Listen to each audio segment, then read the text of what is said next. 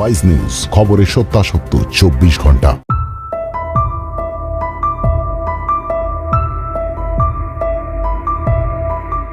তৃণমূলের সাংসদ পদ ত্যাগ করলেন মিমি, সাথে করলেন এক গুচ্ছ অভিযোগ। তাকে নাকি শুনতে হয় খারাপ কথা। কি খারাপ কথা? দেবের পর কি এবার মিমিও ছাড়তে চলেছেন তৃণমূল দলকে? দেখে নিন।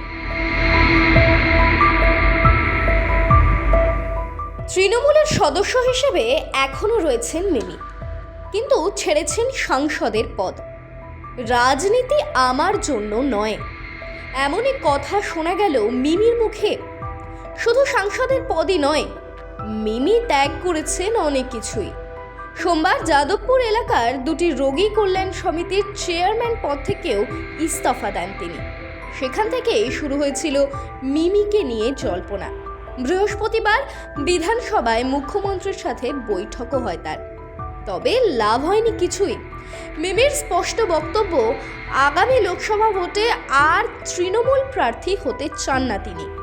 শুধু তাই নয়, কিছু অভিযোগও রয়েছে তার, সেসব তিনি জানিয়েছেন মমতা বন্দ্যোপাধ্যায়কে। মিমি ক্ষোভ প্রকাশ করে জানান, তাকে খারাপ কথা শুনতে হয়। তিনি দিল্লিতে থাকলে বলা হয় সাংসদ দিল্লিতে থাকেন, আবার কলকাতায় থাকলে বলা হয় তিনি নাকি জানি না দিল্লিতে। যদিও মমতা বন্দ্যোপাধ্যায় এখনো গ্রহণ করেননি মিমির পদত্যাগপত্র।